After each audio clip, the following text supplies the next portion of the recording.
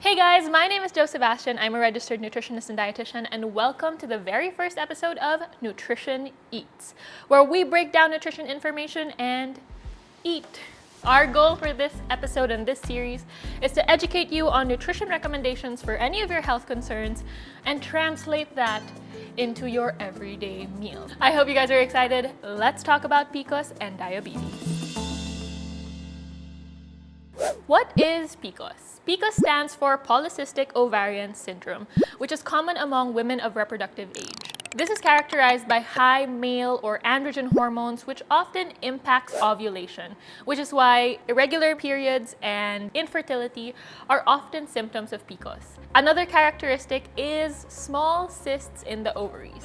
Okay, sis. When it comes to management of PCOS, we have to understand the symptoms first. Number one symptom is usually inflammation. Symptoms are fatigue, headache, bloating, acne, and major energy crashes. So this is often linked with adrenal fatigue or constant stress hormone being up. Another symptom of PCOS is usually weight gain, specifically in the abdominal area. So if you notice, a lot of individuals and females with PCOS have a tendency to store most of their fat in the abdomen belly area. Nothing wrong with that, by the way, that's okay. Now, one of the more overarching concerns when it comes to PCOS is insulin resistance. This is also common with those with diabetes. What is insulin resistance? First, insulin is a hormone that helps you decrease your blood sugar levels. Every time you eat a food item, specifically carbohydrates, this will increase your blood sugar or add glucose to your bloodstream.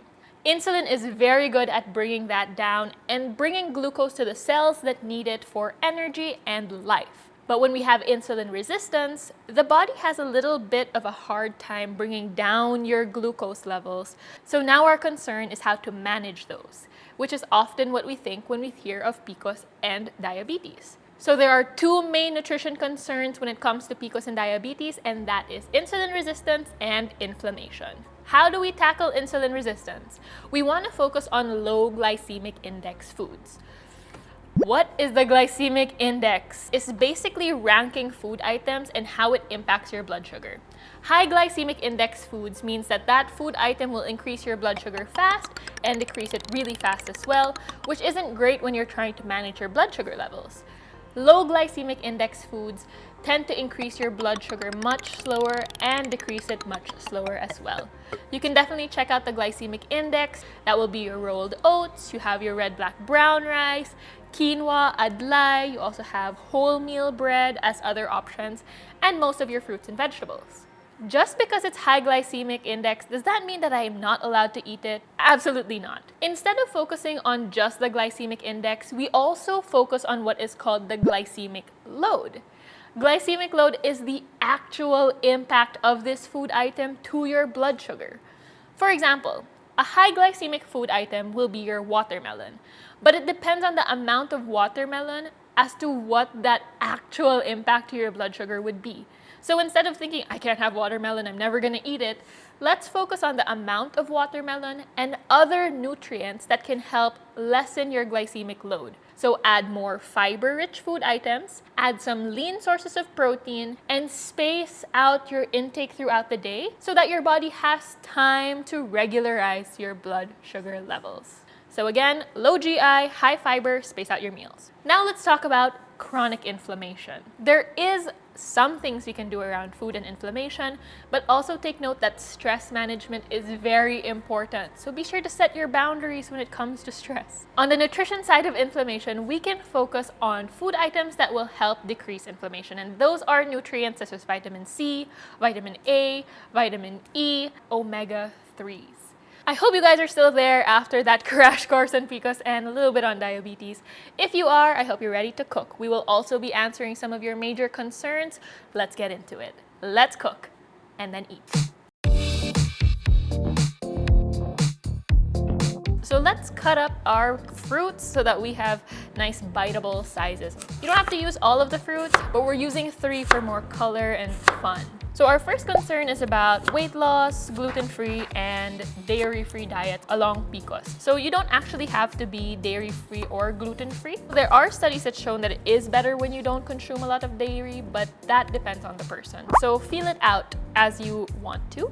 Let's go with the kiwi. Our question is, how can you do intermittent fasting if you're hypoglycemic?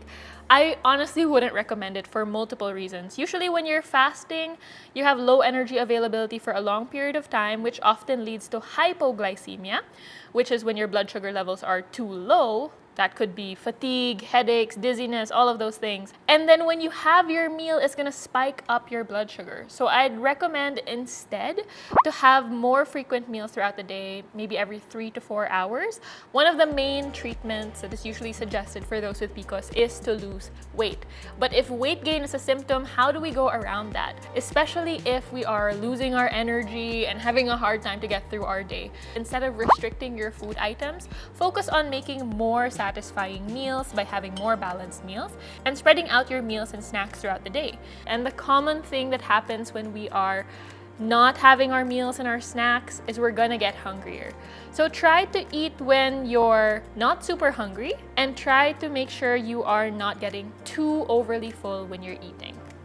And there you go, a fiber-loaded snack for you that you can eat and have. It's got some protein, it's got some carbs, it's got a lot of fiber and anti-inflammatory nutrients, perfect for PCOS and diabetes. Just manage your portion and make sure you are satisfied at the end of it. Let's head on to our dish. We are making fried rice and tofu.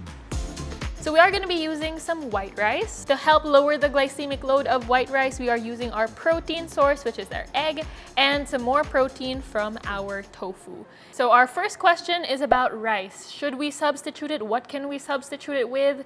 Do we need to live without rice as a Filipino? Personally, I believe that rice is not necessarily the biggest concern. It's more of the amount per meal as well as what you pair with your meal. However, if you do want to substitute your rice, you can opt for brown rice, red rice, black rice. But one of the major things I find, especially for those with PCOS, you already have major cravings because of your insulin resistance. So cutting out your favorite foods just makes it so much harder to stick to your nutrition. Now we're gonna chop some garlic. This is literally the one thing I hate chopping the most. But garlic is a really great prebiotic source for your gut.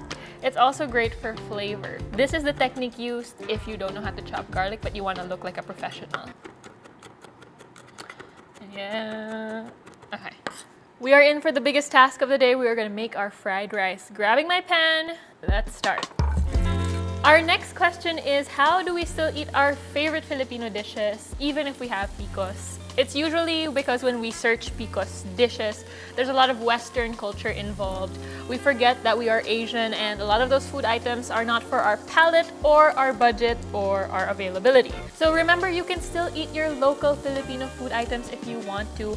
Our main goal is to have balance. Remember, your meals don't have to taste boring and unseasoned. Oh, we should season this. Okay, so I'm gonna add a little bit of salt. I feel exposed that I am not good at cooking. Not all dietitians know how to cook. Look, they're all getting colorful. Oh my gosh. We're gonna set this aside and we're gonna do our rice.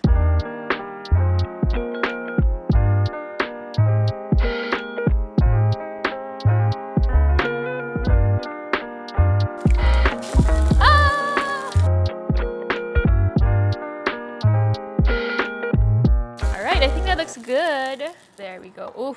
And we are gonna add our tofu on top. This is the perfect base for PCOS or diabetes because it's nice and high protein with your carbohydrates.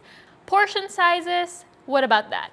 It really depends on the person. For me personally, I will just fill up my bowl and then see how I feel after that. So listen to your body, take time while you eat, don't rush, and let your body really digest and enjoy the food items. And then from there, you can see if you need a little bit more for extra satiation.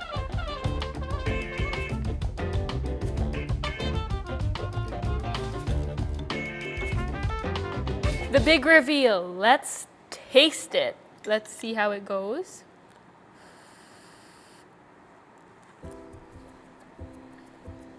Definitely needs salt. But if you want to mix it up to your preference, that is definitely okay. And we do want to add some more fiber here, so make sure you put your broccoli, maybe a lettuce wrap into this fried rice because this is our protein carb base. Now let's tap into our dessert. Now, this is the one I've been waiting for. This is the reason why I'm here. Okay, let's get this nice little parfait. So I'm gonna mix it up first. Okay, and let's try it.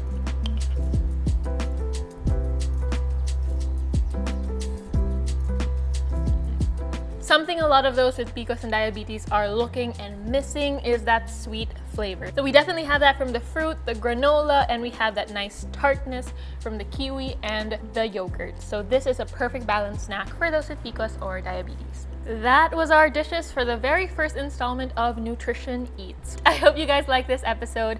Don't forget, when it comes to PCOS and diabetes, it's not about restricting yourself, but focusing on balance. Add more fiber, add more protein, and space out your carbohydrates through the day, and make sure you are choosing low glycemic index carbs when possible.